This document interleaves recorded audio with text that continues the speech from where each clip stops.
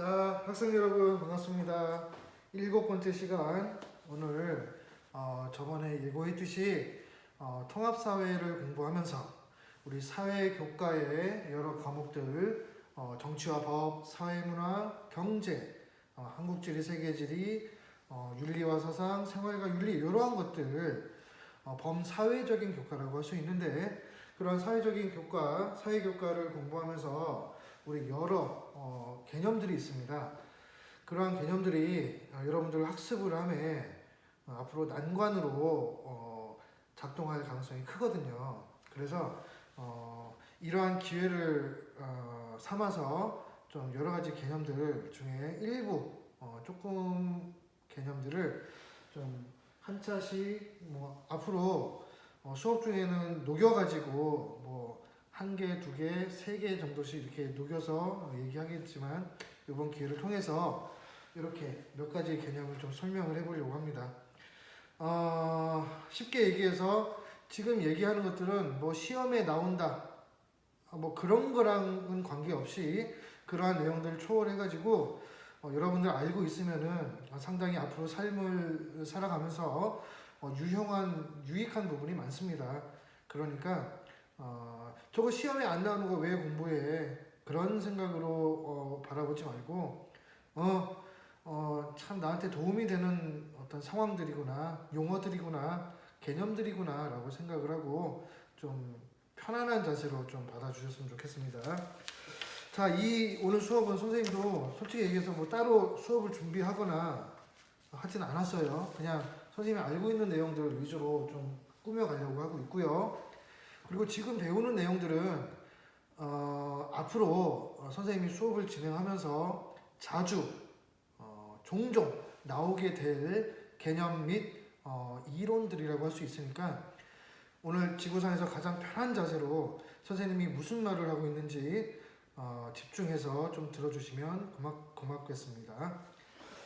자, 그럼 시작을 할게요. 오늘 학습 목표는 따로 없습니다.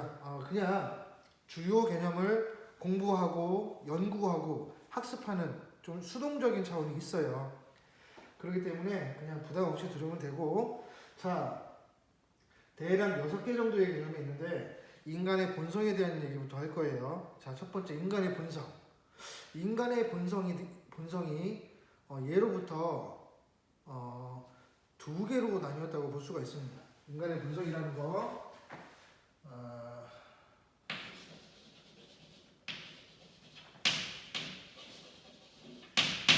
자, 휴먼 네이처라고 적어놨는데 인간의 본성은 첫 번째 성선설이라는 게 있습니다. 성선설이라는 게 무슨 말일까요? 인간의 본성이라는 게 착하다는 썰이에요. 썰. 인간의 본성은 착하다. 인간은 태어날 때부터 아주 선한 존재다 라고 얘기하는 게 1번 성선설의 입장입니다. 자, 두 번째 성선설이 있으면 또 뭐가 있겠어요? 당연히 그렇죠. 성악설이 있는 겁니다.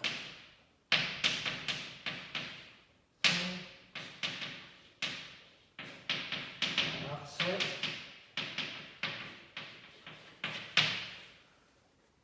그렇죠. 인간은 태어나면서부터 악한 존재이다 라는 성선설의 반대 입장이라고 할 수 있겠죠. 자, 세 번째는 뭐가 있냐면은 인간은 선하지도 않고 악하지도 않다는 입장으로서 그거를 인간의 본성이라는 거는 없다. 선이나 악이라는 게 없다는 설입니다. 이걸 바로 성무선악설이라고 얘기를 하는 거예요. 이해됐죠? 자, 이 얘기는 본래 윤리, 도덕, 철학적인 그 교과에서 다루는 얘기이고 여러분들도 아마 이 부분에 대해서 나름대로 숙고, 고민을 한 적이 있을 것이라고 생각을 합니다. 근데 이 얘기를 왜 하냐면 일단은 나중에 법과 정치와 법에서 배우게 될 개념, 어떤 핵심적인 개념이랑 연결되는 것도 있고, 그리고 이번 기회를 통해서 학생 여러분들이 요거에 대해서 좀 더 고민을 해봤으면 하는 입장에서 설명을 한 거예요. 자, 인간의 본성이 선하다, 악하다, 없다 라고 얘기하는 입장, 자, 감각적으로 이해는 되실 거라고 생각을 하는데, 중요한 거는 동양에 여러 가지 유명한 사상가들이 있었고, 서양에도 이러한 식으로 인간의 본성을 생각하고 설명한 학자들이 있다는 거, 요거를 좀 체크를 좀 해보도록 할게요. 자, 동양에서도 성선설, 성악설, 성무선악설이 있었고, 자, 서양에도 마찬가지로 1, 2, 3번이 있었다는 얘기를 하고 싶습니다.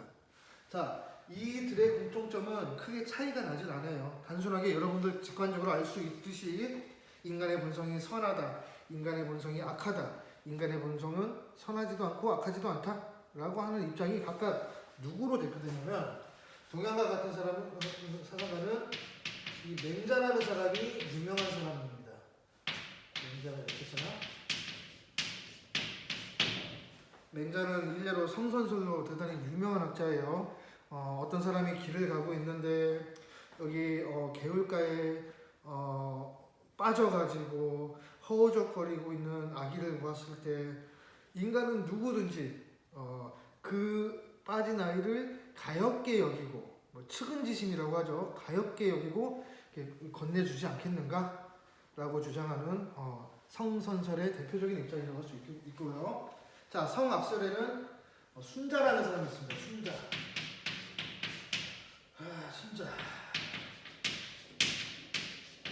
순자라는 사람이 있습니다. 인간의 본성은 악하다. 순자뿐만이 아니고 나중에 뭐 한비자? 법가의 대표적인 한비자라는 사람도 있어요. 다음에 선하지도 않고 악하지도 않다는 입장의 성무선악설의 입장으로, 이름이 좀 거시기해요. 이 사람 고자라고 합니다. 이러한 사람들이 있습니다. 맹자, 순자, 고자라는 사람이 각각 선하다, 악하다, 그렇지 아무렇지도 않다라고 하는 입장 잘 기억을 해주시면 좋겠고요. 중요한 거는 동양의 이러한 철학자들보다 서양의 철학자들을 좀 강조를 하고 싶은 게, 여기 또 학문이랑 연결되는 게 있거든요. 자, 첫 번째, 인간의 본성은 선하다라고 하는 사람이 있어요. 이거를 루소라고 합니다. 루소. 이거 프랑스의 대표적인 정치 철학가 장 자크 루소라고 합니다.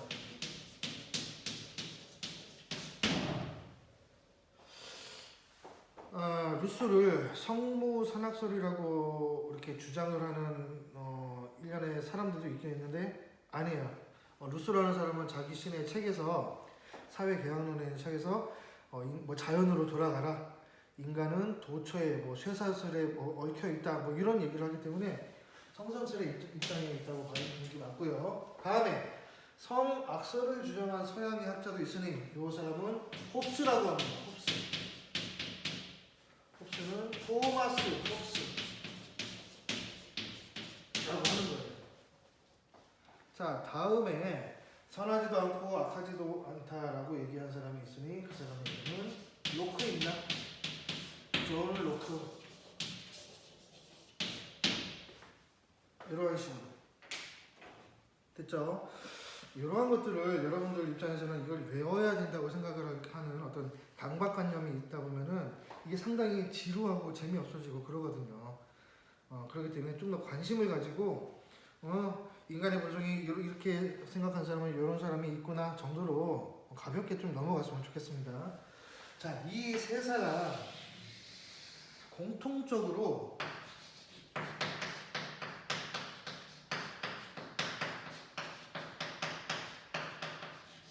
사회계약론자들이라고 합니다. 사회라는 것은 개인과 개인, 무수히 많은 개인과 개인들이 서로 계약, 서로 합의, 자, 합의를 해가지고 만들어진 구성물에 불과하다, 구성물이다 라고 주장하는 사회계약론자. 나중에 근대 시민혁명의 세 가지 사건이 대표적으로 있죠. 미국과 영국, 프랑스에서 나타난 독립혁명이라든가 명예혁명, 프랑스 대혁명 이러한 것들의 어떤 그 사상적인 원조라고도 볼 수가 있겠습니다. 됐죠, 여러분들? 자, 인간의 본성 관련해가지고 동양과 서양의 여러 철학자들이 있는데 이걸 좀 구분해가지고 좀 기억을 하기로 할게요. 자, 나중에 다시 나오게 될 겁니다. 자, 그러면 두 번째 얘기할 건 뭐냐면, 자, 사회적인 관계라고 되어 있습니다. 자, 사회적인 관계라는 말을 좀 더 이해하기 쉽게 위해서는 일단 우리 제1번에서 인간이 무엇인지에 대한 고민을 약간 했다고 가정해 보자고요. 이 인간이 태어나면서부터 착하다, 나쁘다, 아무것도 아니다. 그걸 백지설이라고 하는데, 이러한 인간 그 존재 자체에 대한 그 고민을 했다면은 이제 사회적인 관계를 살펴보자고요.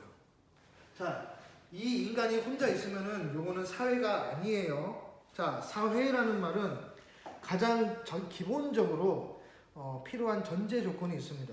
반드시 내가 있으면 타인의 존재를 전제를 해야 된다는 거죠. 이런 식으로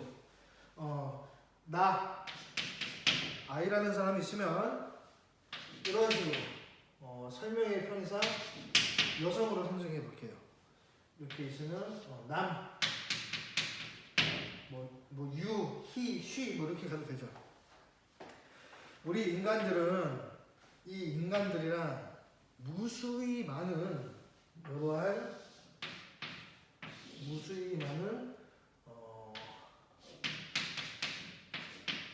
을 합니다. 자, 모든 인간들은 생각을 하고 움직이죠. 그쵸? 생각 없이 움직이는 경우도 있을까요? 당연히 있습니다. 생각 없이 움직이지만 반면에 그것을 바라보는 그 어떤 사람들은 그거를 생각을 할 수도 있겠죠. 이게 상당히 좀 난해한 문제가 있는데, 중요한 건 어떠한 사람들이 움직이는 거에 대해서 생각을 했든 안 했든지 간에 이러한 식으로 움직이면은 이 사람은 여기에 대해서 반대적으로 또 움직이게 되어 있습니다. 자, 단도직입적으로 갈게요. 요거를 우리 영어로 액션이라고 해요. 그리고 이 액션에 대해서 반응하는 거를 리액션이라고 합니다. 자, 1번의 액션과 2번의 리액션을 합쳐서 3번 요구라고 합니다. 자, 이 액션이랑 리액션을 합쳐서 뭐라고 하냐면 영어로는 이렇게 얘기해요. 인터랙션. 됐죠? 인터랙션이라는 거를 우리나라 말로 뭐라고 하냐면은 상호작용이라고 합니다. 잘 따라오고 있죠? 특히 이러한 상호작용을 사회적인 상호작용이라고 해요. 우리 인간들은 무수히 많은 상호작용을 하고 있는 거예요. 자, 예를 들어서 요 사람한테 무수히 많이 가르친다고 생각해보세요. 요 사람이 이 사람한테 가르친다는 말은 달리 얘기하면 요 사람은 배운다의 의미예요. 됐죠? 자, 가르치는 사람이랑 배우는 사람 간에 이 무수히 많은 상호작용, 여러분들과 지금 저도 어찌 보면은 상호작용을 하고 있다고 볼 수 있는 거죠. 그렇죠? 이러한 상호작용이 계속되는 것을 뭐라고 하냐면 사회적인 관계라고 하는 겁니다. Social relationship. 됐죠? 여러분들이랑 저랑 무수히 많은 상호작용을 하고 있으면 이게 쭉 지속되면은 여러분들이랑 저는 일종의 관계가 형성이 되는 거예요. 어떤 관계? 나는 선생님이고 여러분들은 학생. 이러한 관계로. 맞죠? 그리고 그거를 바로 이러한 사회적 관계. 소셜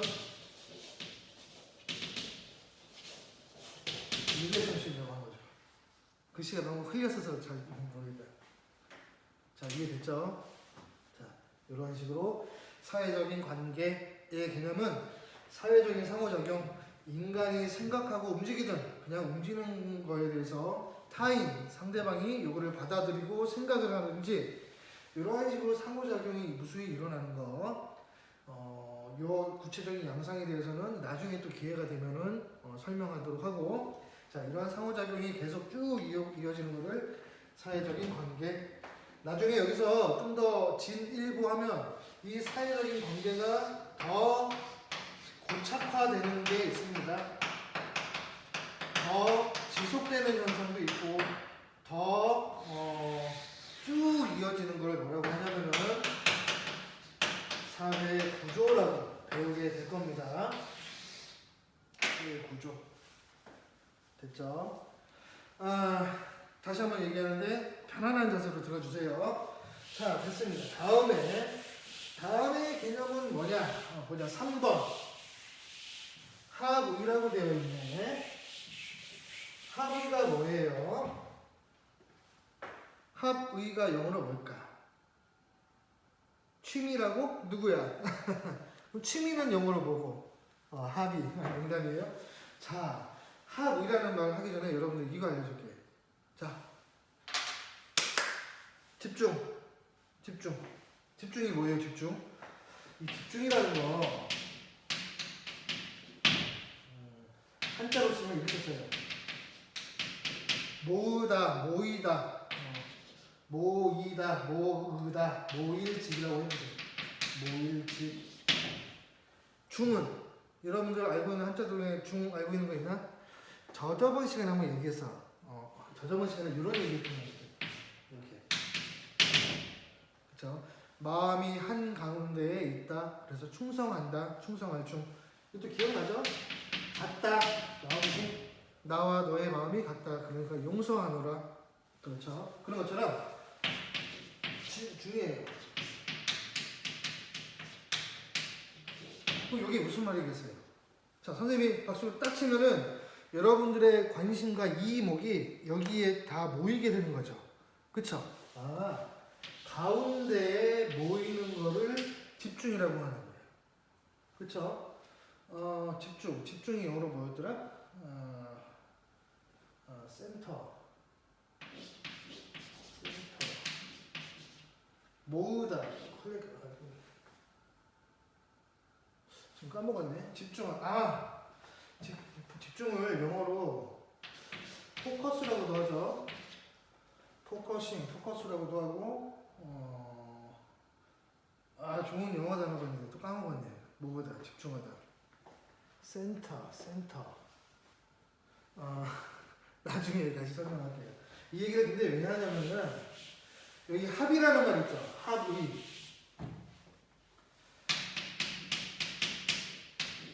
합의라는 말은 기본적으로 혼자서 하는 게 아니죠.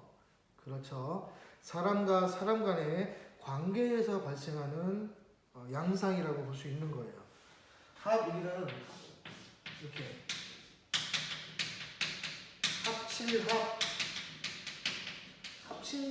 합친다는 의미의 합이고, 의라는 것은 의논할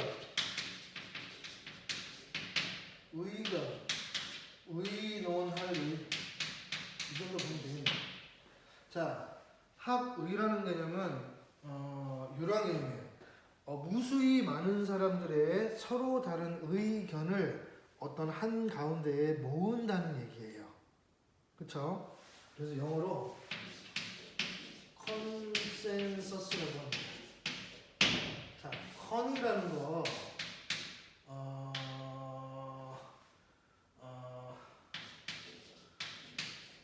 모은다, 합친다의 의미고, 센서스는 어떤 감정, 의견, 그러한 개념이에요. 이런 것들. 의견을 한 이렇게 가운데에 모은다라는 점. 컨센서스라고 합니다. 집중이 영어로 뭐였더라? 포커스 말고. 죄송합니다. 자, 다음에 효율성과 형평성에 대한 얘기를 좀 해야 되겠죠?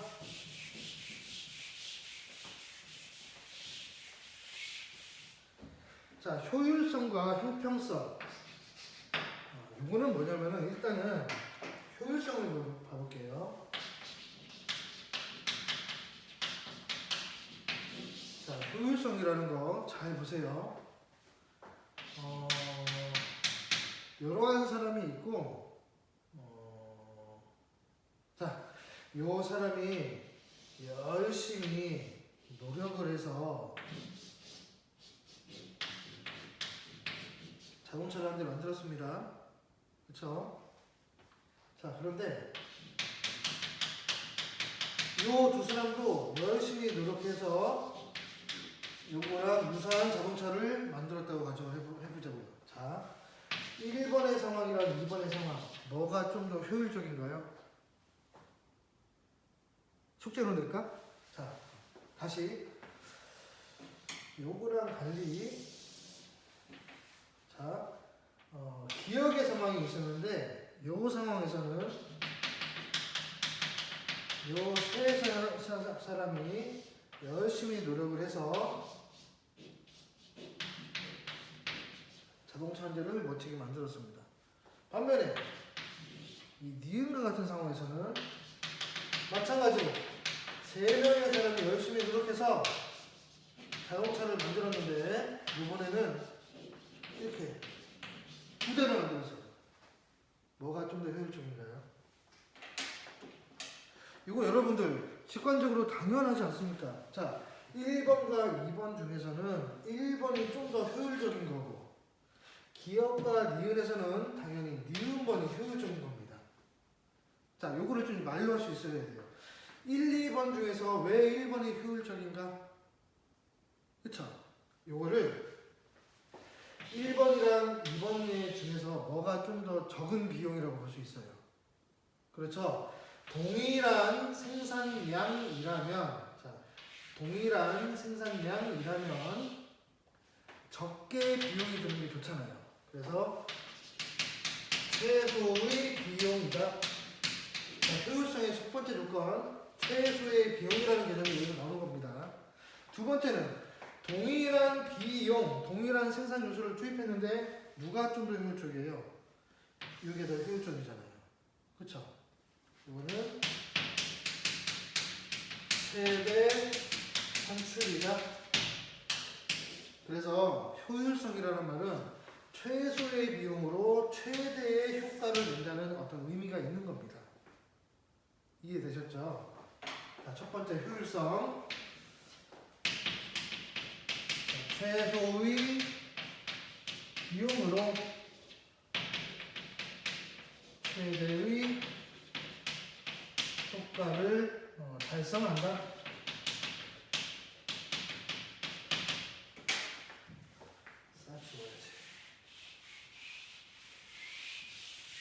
자, 다시 한번 얘기하는데 오늘 하는 수업 내용들은 그냥 상식이 좀 넓어진다 생각하고 긍정적으로 받아들였으면 좋겠습니다. 됐죠? 그러면 형평성이라는 건 무엇인가?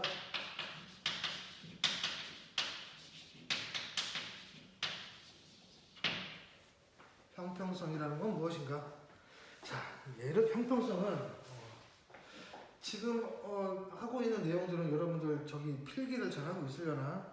선생님이 그때 저번 시간에 나누어준 6, 7차시 그 학습 자료 뒷면에다가 자유롭게 좀 필기를 하면 되겠습니다. 자, 형평성이라는 건 뭐냐면은, 자, 1번의 상황이 있어요.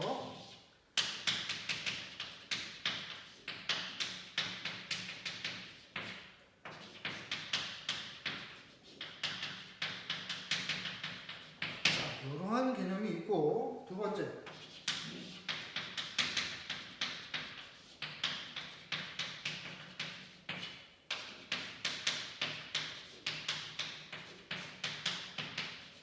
이러한 개념이 있습니다. 야, 무슨 말을 거창하게 쓴 것 같은데 너무 이런 논리적인 거 너무 싫어 라고 생각할 수 있는 학생들이 있을 것 같은데 너무 걱정하지 말고요. 자, 선생님이 어떤 상황을 딱 제시를 하면은 이게 1번의 상황인지 2번의 상황인지 맞추면 되는 거예요. 자, 1번은 같은 것은 같게 다른 것도 같게라는 의미로 되어 있습니다. 다음에 2번은 같은 것은 같게, 다른 것은 다르게라고 되어 있어요. 그쵸? 이 말을 기억하는 것보다도 선생님이 어떤 상황을 딱 제시하잖아. 그러면은 이게 1번인지 2번인지 맞추면 되는 거예요. 됐죠? 자, 준비해보세요. 여기 지금 학생들이 21명이지? 21명이 있는 학생들이 있는데 선생님이 좀 있으면은 월급을 타요. 기분이 딱 좋아가지고 학생들한테 좀 수업 열심히 들었으니까 학생들한테 사탕을 하나씩 주려고 작정을 했어요. 그래서 사탕을 21개를 딱 사들고 와가지고 학생들 한 명 한 명한테 골고루 나눠주고 있는 겁니다. 됐죠? 1번이에요? 2번이에요? 맞죠? 1번이에요. 이게 1번의 상황입니다. 그런데 다른 반에 가서는 생각을 좀 달리 했어요. 다 똑같이 주는 게 과연 정의로운가? 옳은 것인가? 라고 고민을 한 다음에 이번에는 사탕, 거기도 21명이 있는 반인데 사탕 21개를 가져와가지고 자, 이번에 온라인 수업 열심히 듣고 과제 제출을 아주 제대로 성실하게 한 사람들한테만 사탕을 3개씩 주고 그 다음은 뭐 1개를 주고 나머지는 안 주었다고 생각을 해보자고요. 좀 잔인한 얘기지만 나중에 시험을 봤는데 1등부터 5등까지는 5개씩 주고 5등부터 10등까지는 3개씩 주고 이러한 식으로 어떤 차등을 두어가지고 하는 상황은 1번과 2번 어떤 상황인가요? 자, 2번이죠. 됐죠? 여러분들 지난 시간에 어떤 그 평등과 관련해가지고 여기 3사람이 있었고 그리고 여기에 이러한 식으로 3자가 있는 그 그림 기억하십니까? 이 그림은 나중에 또 다시 제시하겠는데 이 1번과 2번에 대한 얘기를 제대로 하고 있는 거예요. 즉 다시 말해서 형평성이라는 걸 설명해 드릴게요. 형평성 뭐냐면은 자 예를 들어서 이러한 식으로 여기 A팀, B팀 가운데 중앙선이 있다고 가정했을 때 이게 지면이고 자 A팀이랑 B팀이랑 축구를 한다면 누가 이길까요? A팀이랑 B팀이 축구 골대예요. 자 A팀이랑 B팀이랑 축구 경기를 해. 그럼 누가 이길까? 모르지. 누가 이길지 모르죠. 선생님 질문이 잘못된 겁니다. 그럼 A랑 B랑 축구 경기를 한다면 누가 이기기 쉬울까요? 맞죠? 이 사람이 이기기 쉽지. 상대적으로 얘는 이기기 어렵잖아요. 요거 형평, 공평한가요? 공정한가요? 아니면은 불공평한가요? 반면에 이런 식으로 평평한 상황이 된다면 자 1번의 상황, 2번의 상황 비교했을 때 A, B팀 누가 이기기 쉽나요? 모르죠. 자 그럼 여러분들이 볼 때는 1번과 2번의 상황은 어떤 게 정의롭다고 볼 수 있는 거죠? 그쵸? 자, 이거를 뭐라고 하냐면은 이 평평한 거를 영어로 페어라고 해요. 페어가 뜻이 엄청나게 많아요. 공평한, 공정한, 평평한, 박람회, 전시회, 그리고 살결이 하얗고 머리가 백발의 그런 뜻도 있고, 뉴질랜드나 오스트레일리아 같은 경우에서는 아주 멋진 사람, 뭐 이런 식으로 쓰는데 중요한 건 요거는 언페어라고 볼 수도 있는 거죠. 선생님이 하고 싶은 얘기는 요 두 가지 상황이 어떤 상황에 따라서 요게 정의로울 수도 있고 요게 정의로울 수도 있다는 얘기를 하고 싶어서 지금 얘기하고 있는 겁니다. 자, 요 형평성의 개념을 두 글자로 평등의 개념이라고 하거든요. 됐죠? 그러면 선생님이 정의를 내려줄게요. 진정한 평등은 무엇이다?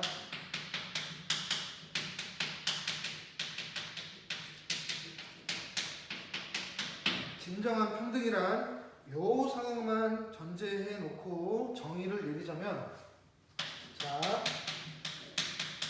경쟁의 결과를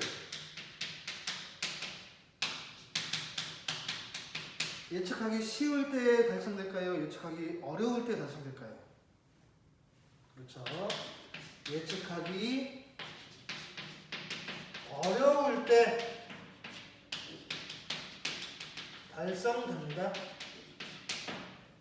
요 얘기를 좀 하고 싶어요. 그래서 좀 이렇게 적어봤습니다. 상당히 어려운 개념이에요. 효율성의 개념은 내 자기의 개념에 볼 수 있는 거예요. 평등, 이퀄리브리엄, 자유도 상당히 할 말이 많은데 자유는 영어로 프리덤이라고 할 수도 있고 리버티라고도 할 수 있고 이 차이가 뭘까? 뭐 그런 것들. 자, 지금 했던 얘기도 나중에 또 다시 나오게 되니까 그때 다시 부연 첨가 생각을 좀 해보도록 할게요. 자, 다음에 이제 뭐예요? 정의가 뭔가. 자, 바로 연결되죠? 정의가 무엇인가?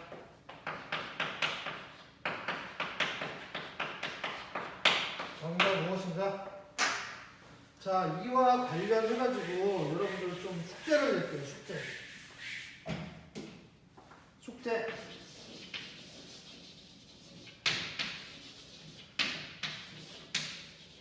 justice. 즉,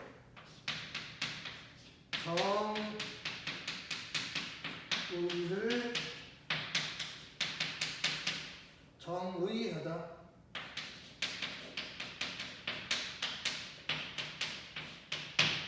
상당히 추상적이고 뜬구름잡는 얘기고 넓은 얘기고 무서운 얘기이기도 한데 여러분들 요번에 숙제는 바로 요거예요. 한번 나름대로 고민 한번 해보세요. 정의란 무엇인가?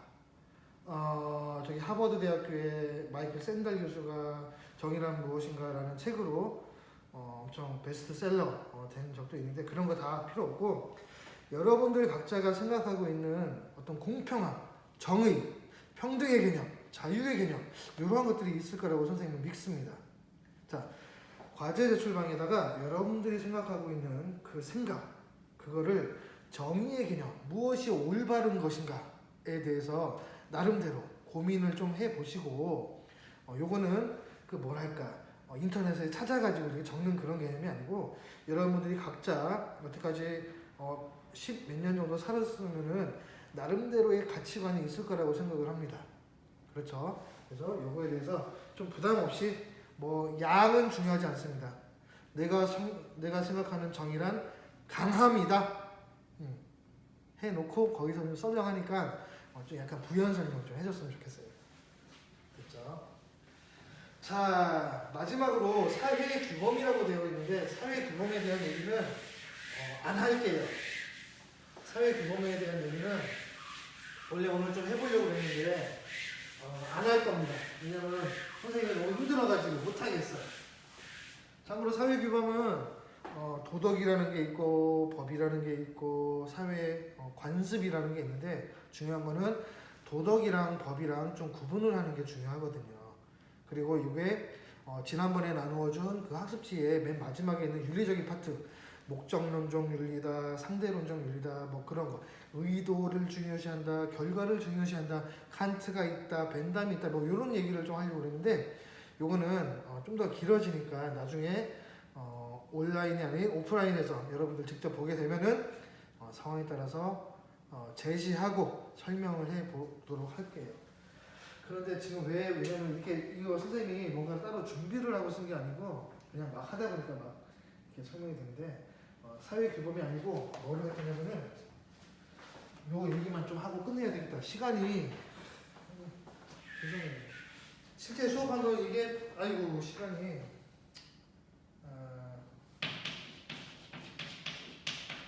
요거에 대해서 설명을 해볼게요. 분배가 무엇인가?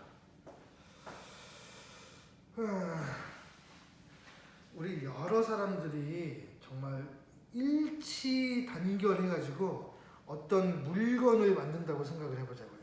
그 물건을 이렇게 이러한 식으로 만드는 거를 뭐라고 할까요? 어떤 존재하지 않는 거를 가치를 부여해가지고 인간이 노동 등으로 만드는 것을 생산이라고 합니다. 생산.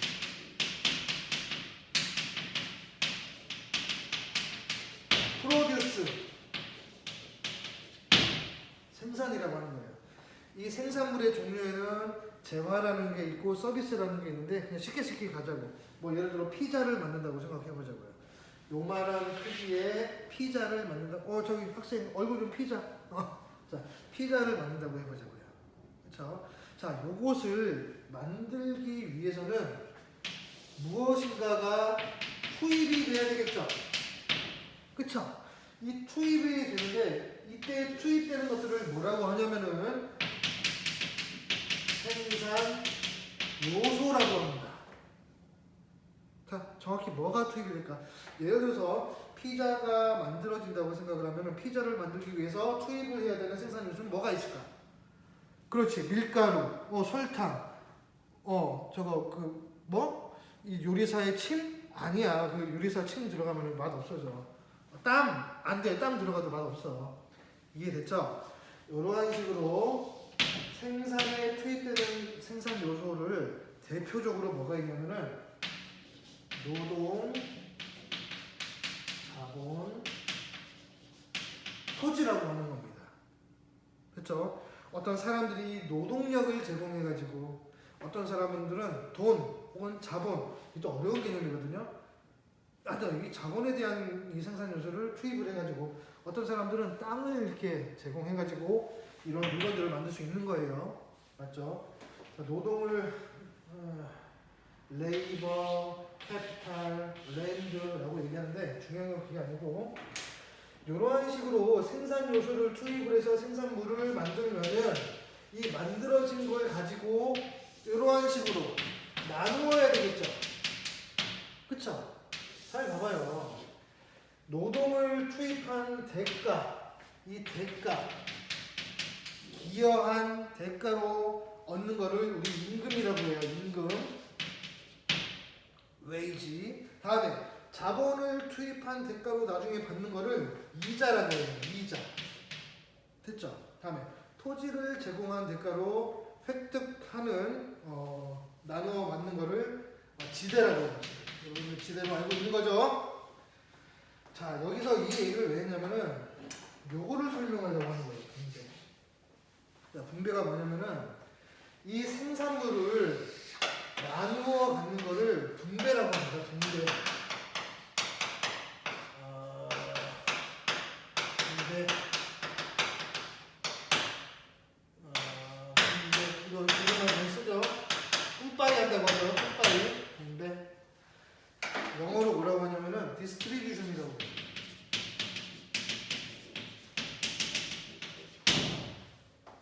그럼 이거를 뭐라고 하냐? 투입이라는 말도 하는데 간혹 가다가 이런 말도 합니다. 헷갈리죠? 배분과 분배에 대해서. 그렇죠? 글자 순서만 달리했는데 좀 다른 개념이 되는 거예요. 배분이라는 거는 투입의 개념, 할당의 개념입니다. 어떤 거를 만들기 위해서 이러한 것들을 배분한다고 하는 거예요. 배분하다가 이거는 뭐였지? 얼로케이션 하면 되겠다. 이런 식으로 얼로케이션에서 디스트리뷰션 한다. 자, 내가 노동력을 제공한 기여한 대가, 기여하다, 컨트리뷰션이라고 하죠. 이바지하다. 노동을 제공한 대가로 받는 분배, 이 몫을 임금이라고 하고, 자본에 대해서 이자라고 하고, 토지에 대해서 지대라고 한다. 요 정도를 좀 알아주시길 바랄게요. 그러면 여러분들 가정에서 부모님이 직장에 나가서 열심히 일을 하시고 돈을 받는 거는 이 분배의 개념이라고 보면 되는 겁니다. 됐죠? 자, 오늘 좀 급하게 하려다 보니까 시간을 좀 더 많이 오버한 것 같은데 다음 시간에는 이것보다 상상을 더 초월해가지고 길어질 것 같아요. 그러면 수업을 2번 쪼개가지고 참 올렸으면 좋겠는데 선생님도 좀 시간이 그렇게 좀 희소하다 보니까 이렇게 좀 맨날 오버하고 그렇습니다. 대신에 좀 재미있게 좀 들었으면 좋겠는데 정말 진심으로.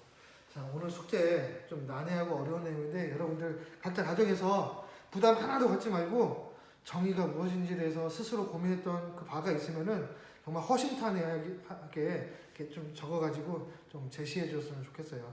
자, 다음 시간에 오늘 배웠던 거에서 여러 개념들이 중첩이 돼가지고 나오게 될 겁니다.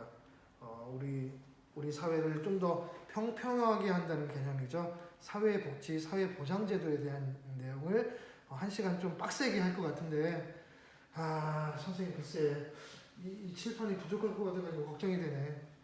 아무튼 간에 오늘 수업은 크게 부담 갖지 말고 앞으로 좀 지성적인 차원은 늘리는구나 라고 긍정적인 마인드로 좀 접근해 줬으면 좋겠어요. 그래요. 알겠습니다. 빠이빠이. 다음 시간에 봐요.